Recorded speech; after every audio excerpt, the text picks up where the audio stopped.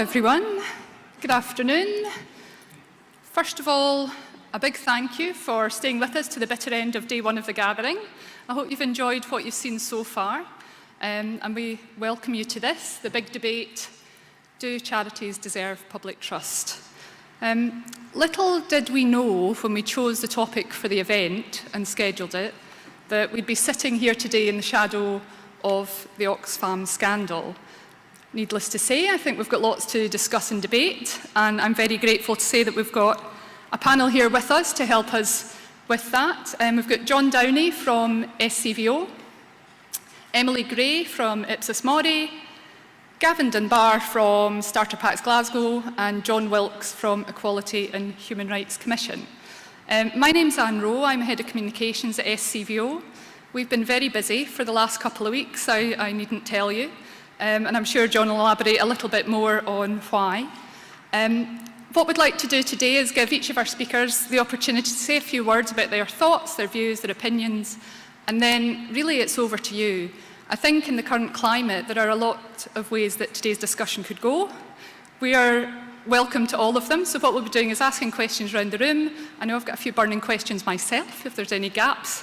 But we'd like to start with you, John. Would you like to say a few words? Yep, do you want me to? Yeah. Cheers.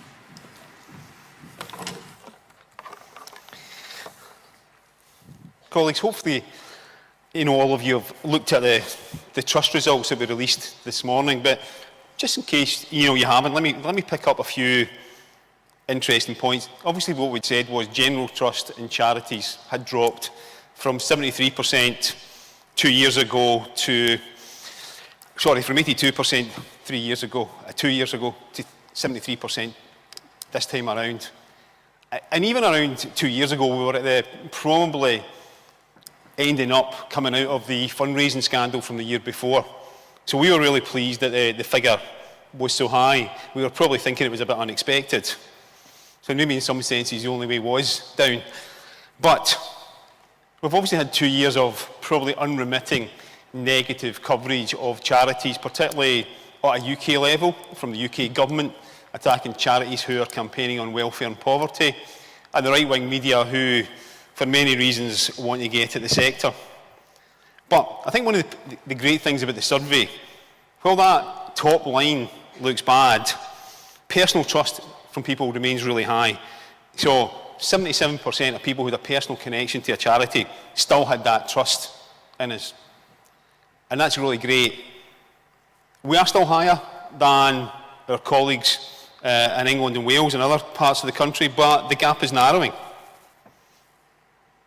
Negative media stories continue to be one of the key factors in this. A significant proportion of people, their consciousness from negative media over the last few years.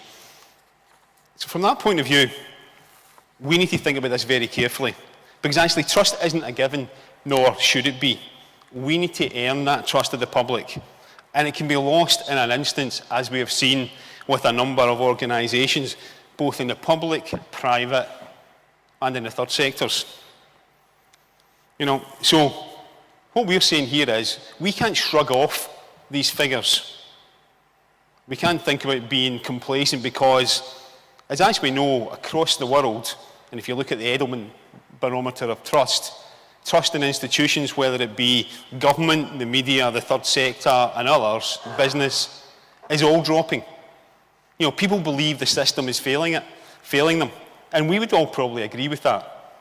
But actually, that's a reality. We need to do something about it. So what's happening now?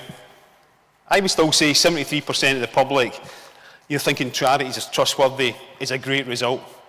We're only second to doctors and the police. But again, people's opinions can change in an instance. We've seen 8,000 people stop their direct debit from Oxfam over the stories that have come out over the last few weeks. And probably quite rightly so. There's no getting away from it. Defending Oxfam at the moment is defending the indefensible. They have managed the whole situation badly from day one in terms of when they first heard about the scandal, the way they handled it, the way they covered it up in some senses. They weren't as open, as transparent as they should have been. And the failure there is actually their own staff were telling them that other staff were breaking their code of conduct. And Oxfam's code of conduct is probably one of the strongest in the international development field. So senior management weren't listening. And that's a lesson for senior management, it's a lesson for trustees in this debate as we go forward. So the drop in trust is a concern. And we can't shoot the media for having these stories and headlines all the time, because actually if we give them the ammunition, they are going to shoot us. And I think that is the one point that Mark Goldring made in his Guardian interview on Friday, which otherwise he should have just not said what he said at the time. So we've got a real opportunity here to think about how we want to address this. I mean, obviously today you'll know that SCVOs think he's launched their I Love Charity campaign. So what we want to do is support organisations to be well run, transparent, but actually as well, there's an important point here about getting the story across, telling people what you do with their money, with their time, and everything else, and what the impact that you have.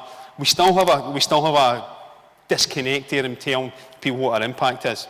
So actually, this is about inspiring trust in the sector. And I'm sure, as Anne said, there is many areas of this debate that we're going to get into. There is no simple answer. But the point is, we've got an opportunity to take this as a wake-up call and actually do something about it. Thanks.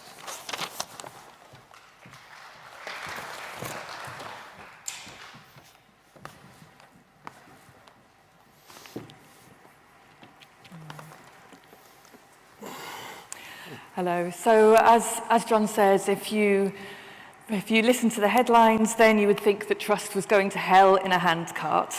So, and of course, charities have been a particular focus in the last couple of weeks, and that's still unfolding.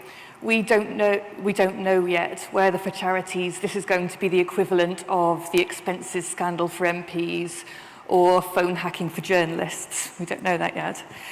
But it's not just charities. We also hear often about a crisis of trust in other sectors. And John and Anne asked me to talk a little about how that looks to place some of the findings about charities in context. So, for example, you often hear that trust in business is broken. But I think we can sometimes be a bit too quick to say that trust is in crisis. Actually, if we take the long view and we look at trends over time, that helps us to unpick what's really going on. So at Ipsos Mori, we've conducted our Veracity Index for the last 35 years now. And this uses a very simple question. We ask people about a range of different professions. Would you trust them to tell the truth or not? So who do we trust?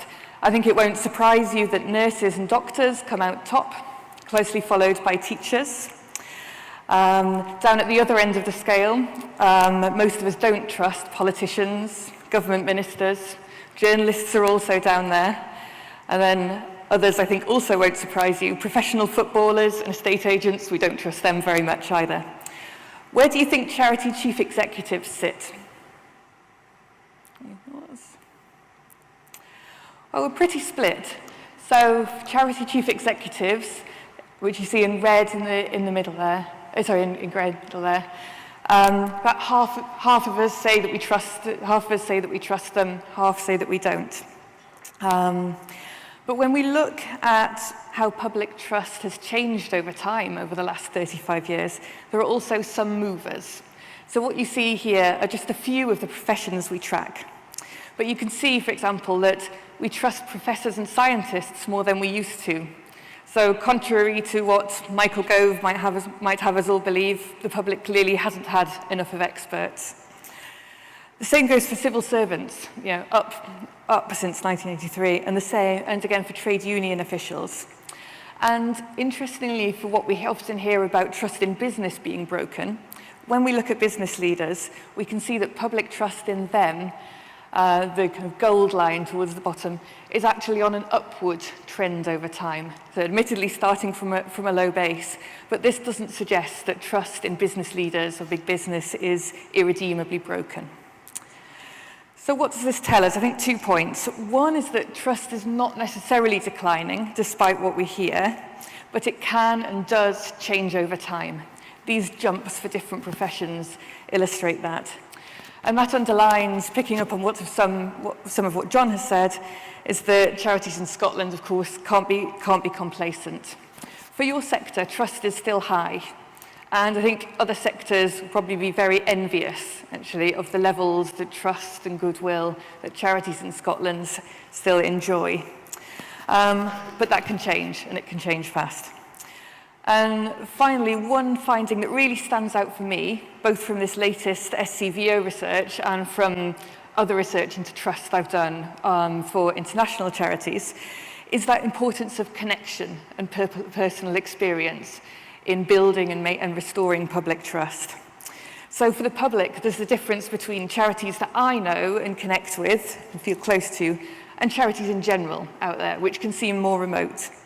And what that means, I think, is that emotions are important, and that feeling of closeness and relationship to a particular charity can make the difference to people's decision to support a particular charity over another.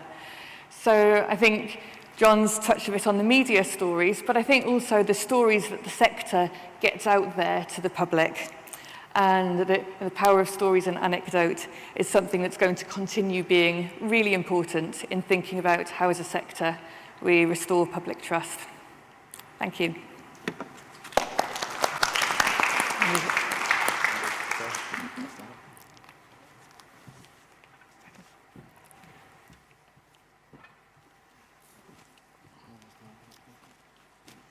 Hi there. I've been asked today to speak to you a wee bit about my experience of my charity and trust issues that we've maybe had in the past. About 5 years ago, we were in a fairly grim place. We'd lost our then management, we'd lost pretty much our board of trustees. We were having some working partners not really wanting to work with us anymore due to, I guess, reputational damage that we'd had. And we were in a position where we had to basically start from scratch, and we had to rebuild our charity from the top down whilst still doing the work that we were set up to do. So first of all, we were really lucky that we had a lot of support from our local community. People trusted us in Govan, where we were based, and around the city. People who had used our service got why we did what we did, which is putting out packs of household essentials to people who were moving on from homelessness into tenancy. And that kind of got us through a really difficult period because we felt the trust and we still got support from our core supporters. It took us probably 2 to 3 years to rebuild a level of trust with working partners and other organisations who had probably seen the worst aspects of a badly managed charity trying to deal with. So 3 years after our initial kind of grim situation, we kind of finally got to the point where we were doing everything that we could do. We were trying to work to best practice. We'd put policies in place and our practices were what they should be. And that was 2 years ago. We kind of felt comfortable having got to a place that we felt we needed to be. It's now 2 years after that, and we finally feel we have got trust from other working partners and other charities who can look on us now and see what we have done to regain confidence. But that's been a 5-year journey to get back to actually genuinely feeling like people don't want to leave when you come into a room at a seminar or a conference. When I first started managing starter packs, I would walk into things like this. People would say, "Oh, where are you from?" And I would say, "Oh, Starter Packs Glasgow." And I could see their faces kind of going, and they would try to disappear at the wall. That doesn't happen anymore. And it's taken a long time for us of working fairly hard with a really good team of staff and volunteers and public support and trust. But it was really hard won, and I have no intention of losing it again. So thank you for listening. I think there's my microphone. You do? I'll just move these along. There we go. And John's decided he's going to sit down, so I'll pass over to John. Sit down. I'm going to break the trend if that's okay, because it's really comfortable here. And these days, at the age I am with my knees, it's a struggle to get out of the couch, so do forgive me for that. John asked me to this panel because he said to me, you've got long experience in the charity sector over many years, different types of things, which meant, that's a subtext to say you're very old and getting on with it.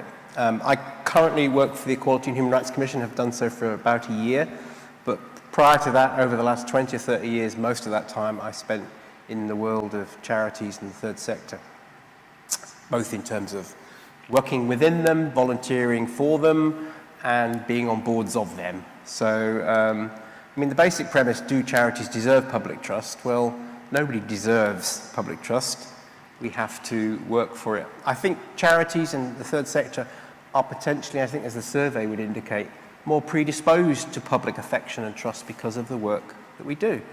Because we support vulnerable people, we provide services, we fill gaps, we're the fabric often of communities, and we campaign for change. We're in the business of change.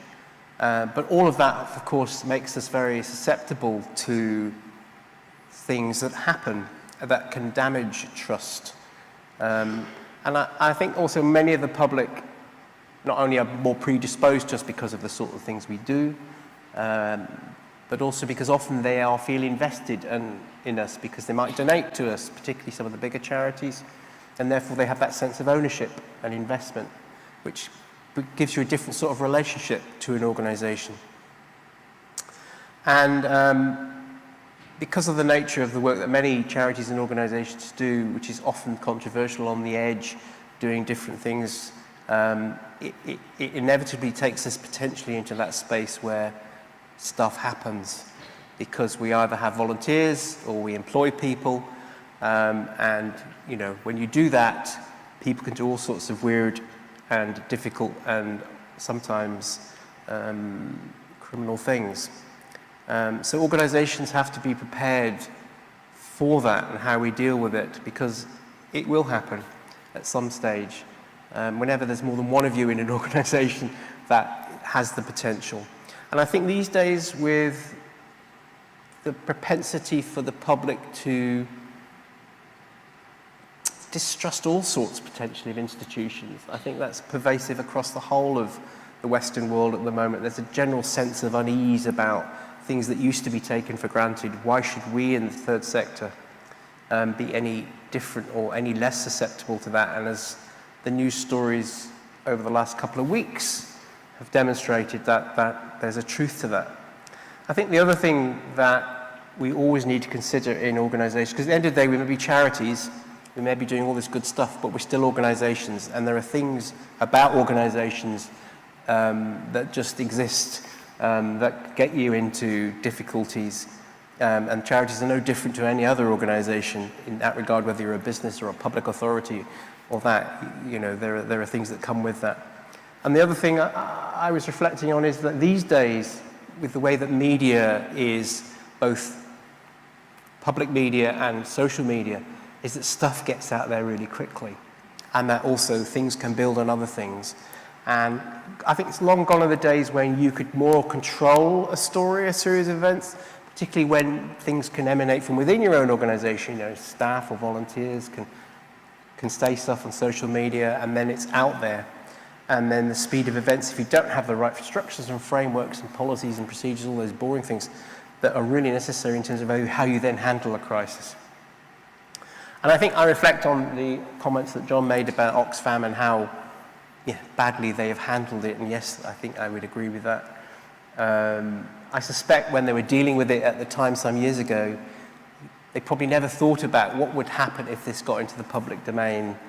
And I always used to try and apply, when you were thinking about policy or thinking about an issue or whatever it was, how would this look if it appeared on the front of the Daily Mail?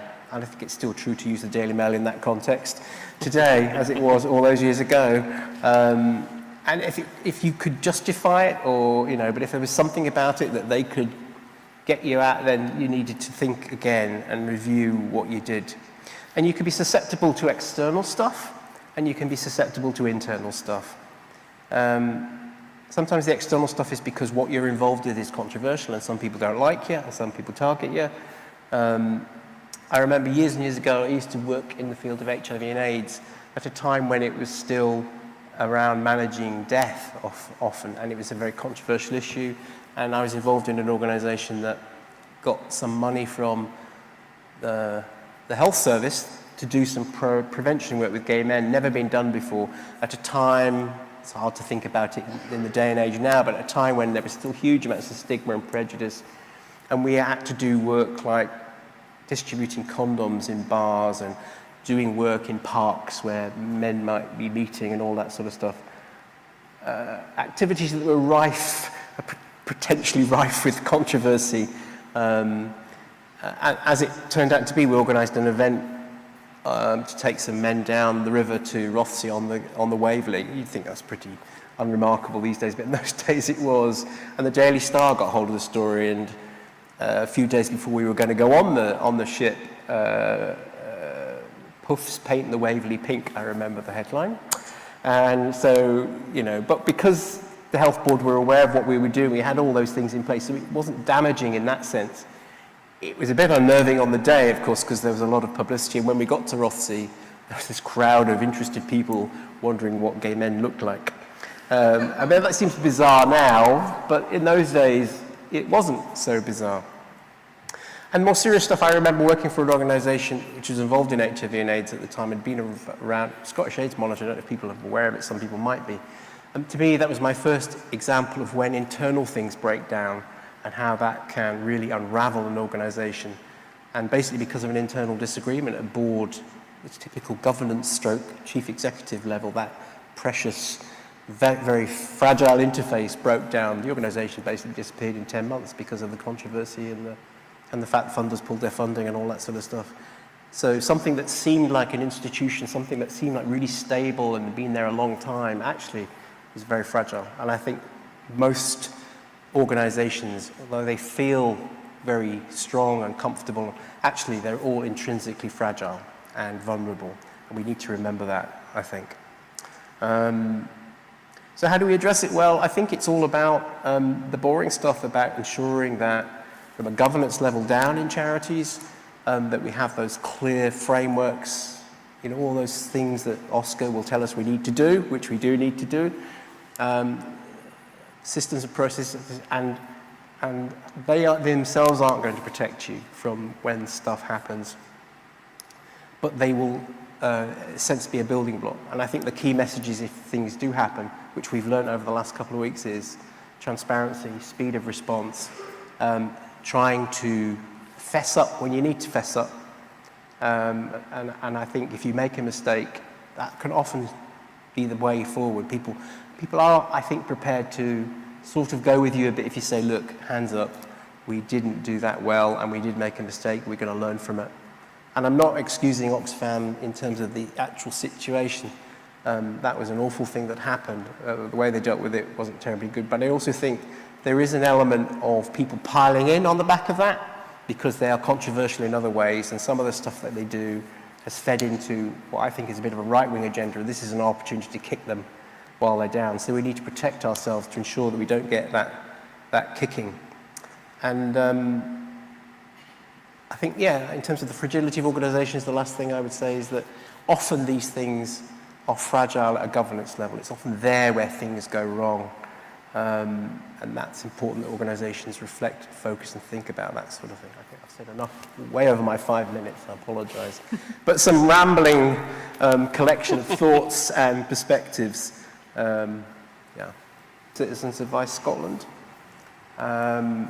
which surprised me, I think, because Citizens Advice Bureau actually have a very high public reputation. You know, in the 80s, you know, trusted by the public. I don't know if you know that Citizens Advice Bureaus, they're all individual charities, and Citizens Advice Scotland, it's a strange thing. It's a sort of organisation that on one hand supervises and oversees the work of charities, and yet its membership is the Citizens Advice Bureau. So there is an inbuilt tension in that arrangement. And they've been subject to various governance reviews over the time by their funders and everything like that. And I foolishly joined no. I mean, I was interested in the issue and and after a governance review, they basically said you have to change the governance structure to allow people who are not from the movement itself onto your board. because it was very incestuous, I think, and there were all sorts of issues resulting from that. So I was one of the first group of 3, what they called external trustees, allowed into that arena. And yeah, it was a very salutary experience, because it was a big organisation, lots of public money, and yet there were some real basic failures within it. Didn't have a finance and audit committee. You know, for an organisation that size, it fell foul of VAT because it didn't realise the issue between grants. It treated its staff not terribly well, I would have to say, which is really appalling. But there were some real basic issues, and had it experienced a real big crisis, I'm not sure how well it would have experienced. I think I would say it's a lot better now, and I think there are things that are being done to improve it. But it was a real shock, a surprise, that something that was so, from the outside, you know, established, actually was very vulnerable inside to some what I think were really the basic issues. So you can never tell. So yeah, so there are some basic things, I think, around governance that we have to pay attention to, and if the organisation doesn't pay attention to that, it makes itself more vulnerable, I think, to events, I would say. Thanks, John. I think Citizens Advice Scotland's another example of where a lot of media scrutiny of what happened there. You've got Oxfam now. You know, sitting here thinking of your own organisations, when something like this happens, what are the questions it raises for you? What are the things that you feel should be done round about you, that need to be done by the sector as a whole? Where does this leave you? What are the questions you're asking yourselves just now? If we could take maybe 2 or 3 in a row. Here. Yeah. Hi, I'm Stephanie Fraser and I run Bobath Scotland. And there are a couple of things that I want to just comment on. One, you asked, what do we all think? I think the most important thing, the thing that gets forgotten, as the gentleman there said, is the beneficiaries. You know, I would absolutely stand up to none of us have a right to exist, let alone demand trust. Most charities way, way, way back have originally been set up, whenever they've been set up, to address some sort of need. And that is the most important focus, I would argue, going forward. You were talking about difficulty of getting trustees and the responsibility of trustees, you know, focusing on, are we serving our beneficiaries? Are we delivering what we were set up to deliver? I think is the mantra, as well as will it look good on the front page of the Daily Mail, that I try and live by. I think the other comment I wanted to make is that I found this sector to be the most collaborative sector I have ever worked in. So when organisations start up from what one of my trustees once described as the church committee phase, so somebody sees something that needs to be addressed, they set up a charity to address the need, and then they suddenly realize down the line that they've become an organization and they need policies and they need to employ people and they need to file returns and all that kind of stuff. Well, in my experience, there are 1,000 organizations, SCVO just being one, many others that will give you their policy, that will show you what they've done, will share their experience. And I think that is to be applauded, celebrated, and I would recommend anybody, you know, if there's something that you don't know that's affecting your organization, go and ask another organization that's probably been there. But I come back to, none of us have a right to even be there. And if we're not helping our beneficiaries, we shouldn't be. Lots of nodding heads. Got another hand here. Oh, we'll come back to you in a second. Hello, my name is Ishbel Smith. I'm a trustee of a very large charity, which is Mary's Meals, and a very small charity, a local community cafe. But I also run a communications training consultancy within the third sector. And increasingly what I'm noticing about communications, I think relates to what the panel has been saying about the trustees' role. And I'd be interested in their view about whether or not they feel that the trustees in general in Scotland have sufficient training about how to do constructive questioning. I think sometimes there is a tension between trustees and management that if they are seen to be questioning the procedure, they are seen to be questioning the individuals. And that's a difficult dynamic in an environment where everyone is fairly confident that everyone is working to achieve good aims. So I'm wondering if that might be an area that we could pursue in relation to increasing confidence and trust to ensure that the trustees feel empowered to do positive questioning. So you can ask a question knowing you're going to get a positive answer, but asking that question is still important to do to ensure that the policies and procedures have been critically observed. A critical friend, if I can put it that way, and I just wondered if that was something that you'd observed in your experience. Could we just take the one last input from Lady in Green, Sheila? Yeah, I'm Sheila Young, I'm Director of Homestart in Scotland, but I also used to be Director of Communications at Oxfam. And so, as a children's charity, clearly we would argue that we would be destroyed, quite rightly, if we were to pass over an issue that was to do with child protection and not try to be transparent. But I suppose I thought at the beginning of this discussion that there's an interesting question by turning this on its head to say, could a truly transparent and honest charity maintain or earn the public's trust? Because to correct John Wilkes, I can pretty much guarantee that one of the first things Oxfam thought of is what would it look like on the front of the Daily Mail, and probably rather sadly this saga has come out as it has done because they answered that question quite accurately. It would look dreadful on the front of the Daily Mail and they would be shown no sympathy and they'd be torn to shreds even if they had been honest. And I think that's the fear that lingers around this, that the public are not ready for the degree of transparency. And I think running through this, what it's made me think about my charity is the struggle we have to get funders to cover core costs, which obviously includes safeguarding. There can't be a person in this room who doesn't feel that that struggle is something that we have to get across to the public more effectively. Because this argument that 99.9% of what you spend should somehow go to the front line, and all of these complicated things, like developing your trustees, like making sure that they are really well supported, like making sure you have good child protection, they do cost money, and we really struggle to get that across without sounding like highly paid charity bureaucrats who just want more money for us. And I think for me, that is the biggest thing to come out of this, that we're so weak as a sector in making that case strongly enough. Lots there, lots and lots. So beneficiaries first. How do we make sure trustees are asking the right questions, the difficult questions? And then obviously in my role of communications, I absolutely completely agree. How on earth can you foster the sort of transparency that we need and want when there's a huge fear will come with that, looking at what's happened to Oxfam? If you're open and transparent, can you expect yourself to go through that sort of an experience? Lots of challenges.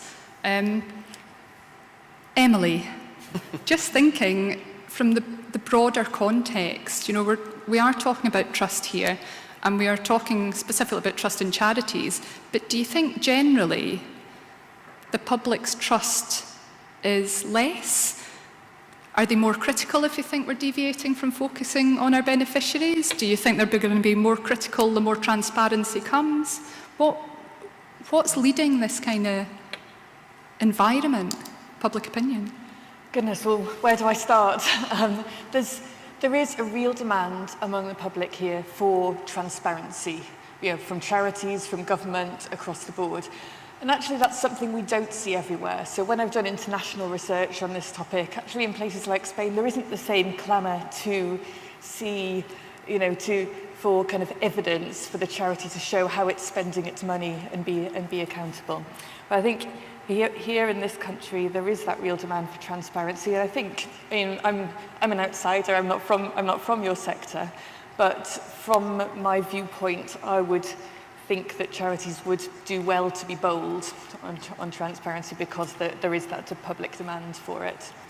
I guess the other point I would want to pick up on is the point around collaboration and how well that works between charities, because I think that that's important not only from a collective learning and collaboration point of view, but also from also in the sector's ability to have an impact and to occupy space in the public conversation alongside all the negative media stories. So I think that collaboration, from what I hear, would stand the sector in good stead in terms of having a collective impact.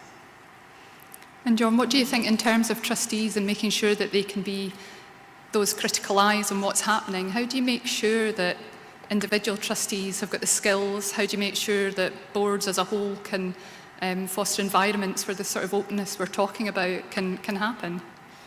I mean, it's difficult. I think, we've all, I've chaired an organisation. I'm actually on Sheila's Scottish Advisory Committee for Homestart Scotland. But I get some sense that I don't think the solution to the reputational problem is actually rocket science, because I think actually it's incumbent on all of us as organisations, whether we work in the organisation, senior management, chief exec, trustees or volunteers, to start thinking about the fundamental questions relating to that organisation and be having that. I think part of the outrage around Oxfam was not about policies and procedures, but it's felt as if they'd actually lost their fundamental values in what they were doing. And I think it relates to Stephanie's point and the gentleman down here is, think to yourself, are you still doing the right thing? Do we need to look at our core mission? What are we doing there?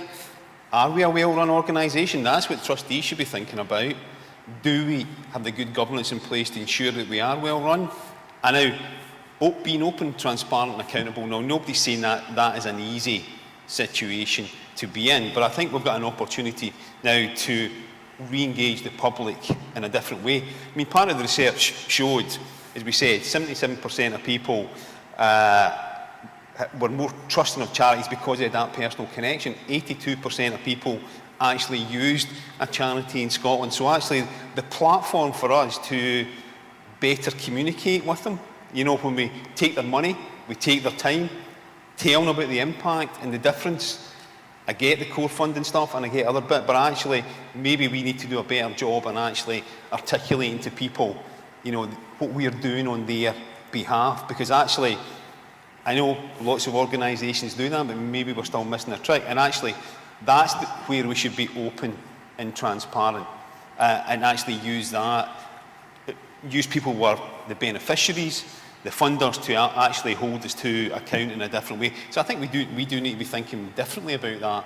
And actually, I don't think it should just be led by the trustees, which we're focusing on, because staff in organisations know what the difficulty is.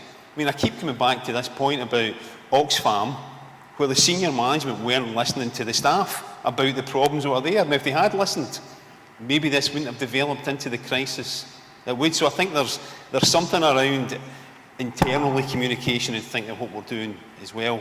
But I don't think there's any easy answer to the whole thing. Gavin, I'm just wondering from your own experience, you've been very open and honest with us today about your charity and the journey you've been on, and we had some film crews here this morning who were talking about the trust survey that John outlined to you earlier, and they went around the exhibition hall and they were asking a few people if they'd like to comment on their views about the drop in trust and from their organisation's perspective. You've never seen people walk backwards so quickly in your life. Real nervousness round about that. So to stand here today and talk to us must take a lot, but how important do you think it is for charities to take a good long look at themselves, whether it's trustees or staff, to question things, even things that they might think are absolutely fine, and take a really good look at them? I think it's really important. If we haven't been through a situation with the charity I work for and was really proud of the work that we did, because the beneficiaries of that support were really needing the support that we could give them, when it got to a point where our charity could have gone under because of bad management, that's a really grim place to be, because last year we put out 600 packs of household essentials across Glasgow. They helped just under 1,000 people. That wouldn't have happened if we hadn't still existed. So from that point of view, having done all the work we've had to do to make sure that we are not ever going to be in that position, if someone shines a torch or a light on us, so that if a question to say, are you doing things properly? Are you working with, doing what you're set up to do? we want to be able to say absolutely and not be shying away from any question about that, because our existence relies on us being transparent and honest, and continuing to make sure we have a responsibility to make sure we continue to do the work that we've done to be at best practice and to not make mistakes, because we have a responsibility to donators' money that they give us, to the support they give us, and to the people who we support. And John, how do you think, in terms of organisations who may well think that everything is fine, how can we persuade organisations that they should always be looking at themselves, they should always be being self-critical, asking difficult questions? How do you put that on the agenda in an organisation that feels to itself to be well run? I think for a lot of organisations they do that automatically and naturally. I think the question about trustees, I think there is a lot of support and guidance out there, but I don't think there's enough. And I think it is a really difficult thing to be in that role of being a trustee, and what to use the trustee bit as an example. And part of your role is to ask questions. It is to interrogate. How you do that is sometimes the difficult bit, and people have a natural reluctance, especially if you've been there a long time. There is that sense of comfort, and but you know, part of the role is always to keep asking those questions. Or and I used to say, when I was a chief executive, I used to keep saying to the board, especially if you've been there a long time and they trust you, and then in a sense everything you say they just, you know, maybe take for granted, is that you need to keep asking me questions. You need to hold me to account. And as a trustee, I've always tried to do that personally and help others. And it's not being rude or anything to be able to say, but as you say, it's how you go about it, and and the right sort of questions to ask. And it is hard work, I think. And I don't think there is enough investment in the trustee bit in terms of helping them to do the job, because ultimately as a trustee you have huge responsibility, and often it's not till bad things happen that you suddenly appreciate what the responsibility actually is. You know, right down to legal responsibility ultimately, if you haven't been part of doing the best you can to put into place those things. You know, the £1 protection guarantee for a limited company by guarantee doesn't limit your liability to £1, only if you've done everything you can do properly. It is really onerous, and I think increasingly onerous, and I think it's an area in the third sector that still requires attention. But the point that you made, there's an awful lot of support and cooperation out there. Unlike other sectors, I think it's not hard to go and sort of say, oh God, we've got this, and people will say, oh well, I can give you that, and support each other. But fortunately, I think for most organisations, for most of the time, these things don't happen, and you know, long may that continue. Right, now my eyes are flitting around to see where our roving mics have gone. There they are. A question here, and another one down the front here. Was there another hand? Yeah, and another front.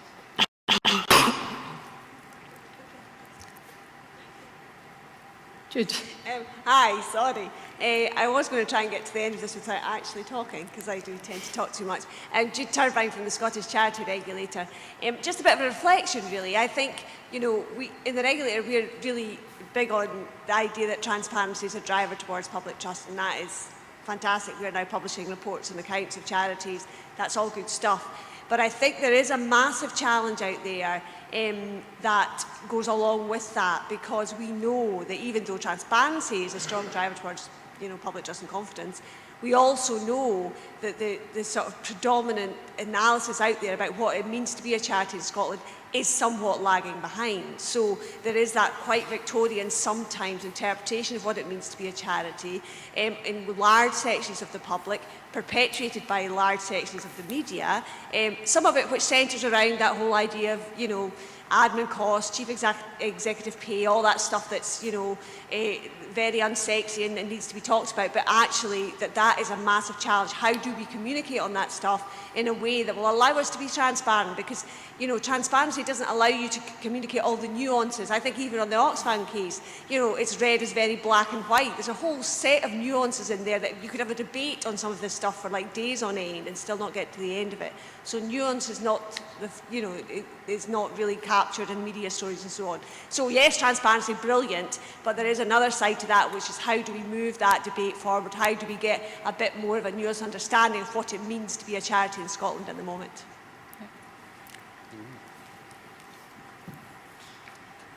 Hello, my name is Amar. I'm from the Get On Board program for young professionals as trustees under Napier. My question to the panel is in relation to the ongoing theme in Scotland about the Year of Young People. As an industry, as a sector, what part are we playing to involve the young people as trustees to bring up the strategies and policies to make sure that we are able to sustain the governance part? Because when the older people are out of the board, what's the plan for continuity? How are we involving the young people so that they could effectively take over from what we're starting as sustainable governance? That's my question. Thank you. And Craig, just in the front here, and another one here.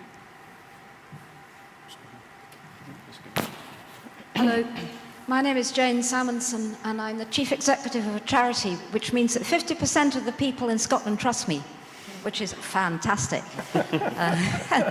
I am somebody who took out a standing order to Oxfam last week. 7,000 people withdrew theirs, one at least took one out, and that was me. And one of the reasons for doing that was having seen the work of Oxfam in the field, particularly as regards their expertise in water, sanitation and hygiene. I think they need a little bit of extra support. So what I would like to say is a couple of things. First of all, about public trust in institutions. And I would suggest that whether it goes from the royal family in a highly publicised divorce of one of the most beautiful women in the world, to the banks, the tumbling of the banks, the financial crisis, Carillion the other day, British Home Stores, our faith in institutions is crumbling all the way around us. Maybe charities are considered as institutions. Maybe they shouldn't be, but maybe they are. I think perhaps while there is never room for complacency, that actually I'm quite pleased with the results of this recent survey. I think if we want to do better, and I agree with the people who've said that trust is not a given, ever. We need to earn it. That the best way to do even better on public trust is to make sure that some of these terrible things which have been happening don't happen. And it's down to good management. If we're going to invest in management, then I think there is a real problem on project funding, which, whether it's national or international, all the money has to go to the front end, and we are not allowed by our funders to invest in good management. And I would like to ask the panel whether or not they agree that if we want to do better in winning public trust, we need to invest in our own management. Thank you. I think we'll take one last input because I have a feeling this will be our last round. Hi. I'm interested in the relationship in accountability and trust in private sector and third sector, especially when there are partnerships going on. And I hope this example isn't too out of left field, but after Hurricane Irma, there was a picture circulated online with the words "Send Tesla" written in pieces of wreckage of someone's house.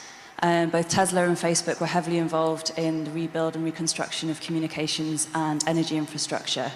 However, Mark Zuckerberg also used it as an opportunity to promote their new virtual reality software by taking a tour of the wreckage and of the island, which he was heavily criticised for.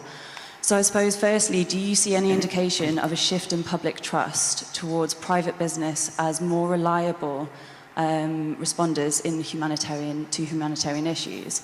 And secondly, does there need to be a conversation about what accountability and transparency is looking like for third sector organisations and what it looks like in comparison to private sector organisations, especially if both are involved or are becoming more involved with working with vulnerable people? Thank you. So lots there about the difficulty of transparency. John, do you want to start us off there? Not really, but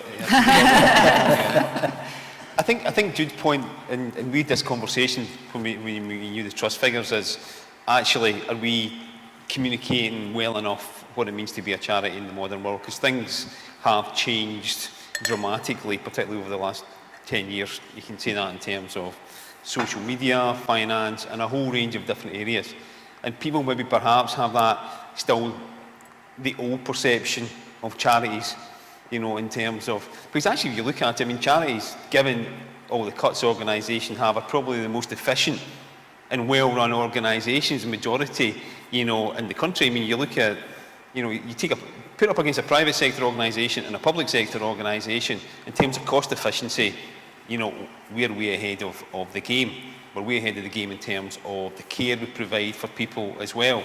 But I think there is a narrative around what it means to be a charity in the modern world. And that will probably change quite quickly in communications terms. Probably we'd need to revisit it in 5 years to change that narrative again. So I think that's important. And I would agree with Jane. I think, as John said, investing more in trustees in terms of the skill set that they have in terms of asking them to hold that, you know, the management to account in terms of asking questions.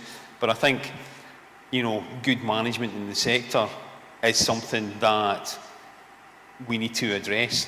I mean, there's lots of organisations who are out there providing training and leadership, but actually, is it still fit for purpose as well? Those organisations need to be looking at. So I think it's something there. But and I think the other part of that, as Jane's alluding to, is something to do, how do we have that conversation with funders to build that in so they get, one, a better impact for the money they're giving us, and actually, it's actually we're more accountable for it and we've got the right systems and processes. A couple of points. I think in terms of young trustees, I think we had Amy Lee, who's the chair of the Scottish Youth Parliament, on the panel with the First Minister this morning, and she made the point that young people actually give more to charity, volunteer more, give more of their time, and they are the volunteers, the trustees of the future. But I think it's still a fear factor in a lot of organisations, but how do you then involve those young people, whether they're campaigning on your behalf, they're volunteering, and actually prepare them for becoming more than that, the potential trustees of the future? So there is a gap there. There is something that needs to be addressed. So we need to do more around that. In terms of the private and third sector, lots of partnerships, and you need to be very clear what organisations you're getting into bed with in terms of raising money, because actually there's lots of big third sector organisations work with charities to raise millions of pounds, and it's the staff who are driving that. But so if they have a reputational issue, is that going to affect your charity? And there's obviously still a lot of private sector organisations want to use third sector as basically a vehicle for corporate social responsibility, if I can put it like that. So you have to be very wary and be questioning yourself and not just look about what support or what money they can give us, and actually look behind that. And that is part of your risk as you're a trustee or senior management, is looking at the risk of that. Now, we know in Scotland most of these partnerships are beneficial, but you need to be aware of what that private sector organisation is doing, because you have no control over what they do, and it can affect your reputation in the future. So I think that it's an area where people need to think about. And John, just thinking about a couple of areas there, so thinking about chief exec pay, criticism of the sector around about high admin costs, etc. There are really nuanced explanations of these things, but how can the sector, in an atmosphere where people are on social media, things are explained in however many characters, in as few words as possible, how can we start to build a better understanding of how charities operate, what they need in order to do that, and in many ways defend some of the criticism that's thrown at the sector without seeming defensive. Or me, sorry. Yeah, I think it's one of the biggest challenges that our sector, I say our sector, I'm not in it anymore, it's James, the third sector has, is getting across to the public, who I think a lot of whom think that what they want is the frontline stuff, and when they're giving their money and then making that investment and forming that connection with the organisation, that's often what they want, all my money to go to the front line. And I think the job we continually battle with is to explain that if you need that front line done well, and you need an organisation that's efficient and effective, that actually some of that has to be invested in all the things that make that front line work well. And I think that is a challenge. I don't quite know how we continue to try and get that across. But it's to me one of the biggest things we have to do. The thing about young people and trustees, I think, yeah, absolutely. I think I did a spell on the board of one of the student unions, and that's effectively a board of young people who, and there's nothing in that experience that would suggest to me that young people are not capable of doing all that stuff. It's about how you engage them in not seeing it as a sort of boring thing, you know what I mean? It seemed to me the balance.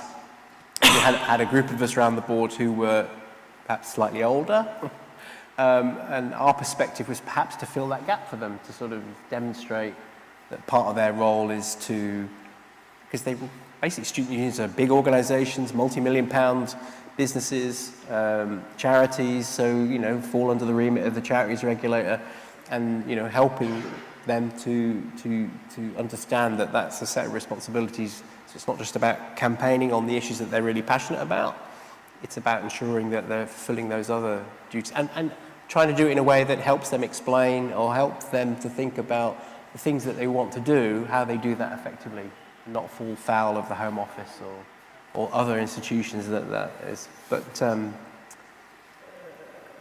yeah, I think it's about providing support and mentoring and you know, encouragement, I guess. It's an exciting thing to do. Gives you lots of experience and sets you up for all sorts of life experience as well. I'm not sure how much that would sell it to young people, I don't know. But Well, everyone, we're getting towards the end of the event now, so I just want to put the panel on the spot one last time. If I could ask each of you, just thinking about the reason that we came here today, the question of do charities deserve the public trust? I think we're all agreed fairly broadly that no organisation deserves trust. It's there to be won. So just thinking of the environment we're in just now, the context and the discussion we've had, what are your takeaways from this conversation? What are the things that either you think the sector needs to think about more, or any action that you think individual organisations can take now to take themselves a step closer to feeling comfortable and safe and knowing that they are open, transparent and run well? John, start with you on this week. I think it's interesting, you know, I'm in a conversation with an organisation at the moment where do more of a role in Scotland and perhaps become, the UK organisation become a UK trustee. And actually, my take on this is I should be thinking about that a wee bit more, you know, because actually you can get complacent yourself and actually thinking about, I've chaired an organisation, you know, I've sat on boards, but actually what it thinks to me is I will be thinking much more strongly about the implications of all of that in terms of going away. And I think that's what people, as I said, people who work in charities, whether senior management staff or trustees, should be thinking about, are we still doing the right thing? What is our core mission? And actually, are we well run? And I think if this is anything, that's what this should tell us. And actually, I think SCVO and OSCA, you know, and the kind of umbrella bodies have got a role in obviously communicating that to people and encouraging people to think about it. Because actually, because trustees and management staff are all busy, and actually you could take it away, yeah, we saw the trust results, well, that was fine, well and good. There is something we need to do over, you know, the next year, 18 months, 2 years, to actually get people thinking differently. And it's a point that, you know, Jude made about being a charity in a modern world might be the right hook. But that is something that we need to be thinking about very strongly. John. My takeaway from everything today is that, broadly speaking, the public still respect, admire, want to support the work of the third sector and charities because they appreciate what it is that we do. Stats will go up and down, but broadly that's the takeaway, I think, that people want it to succeed because they really appreciate, most people really appreciate and value. I think the issue about recent events I think is a useful, although sad reminder that things happen and we need to be prepared and continually reflecting on how we deal with those situations. And I think that's a salutary lesson in terms of everything we need to be doing. Because it could be anybody, it could be any organisation, because just stuff happens and you need to be ensuring you could be that person or that organisation that happens to be in the spotlight tomorrow or the next day. But as we've seen, it doesn't mean that you can't recover from it. And the fundamental issues about what it is you're there to do, in effect, see you through and you're there to carry on. So I think the sector is as vibrant as it ever was, and I think it's going to continue to be part of life, part of society, because it does things that nobody else does, that the private sector won't do because it's not their mission, and it's something that public authorities sometimes can't do because of all the constraints that are on them. So it would be a sad day for society if the third sector didn't exist, for all the things that come with it.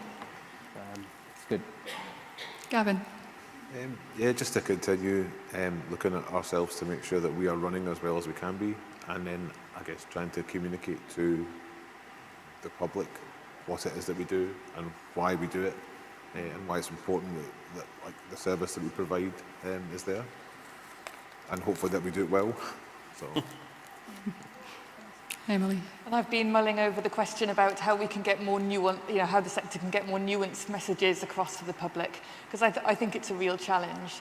And perhaps, perhaps restoring public trust is as much about understanding where people are and meeting them there than it is about where we would like them to be. And so an example that I have in mind is around young people, for example. So we know that younger generations now, when they're making up their minds about something, are much more likely to consult multiple sources of information. So you triangulate multiple sources before making up your mind, rather than relying on perhaps more, a single source alone. And I think just understanding how people are living their lives now and how they're making, and how they're making decisions stands us in good stead when we're thinking about building public trust. Thank you, and thank you all for your contributions today, and to all of you as well.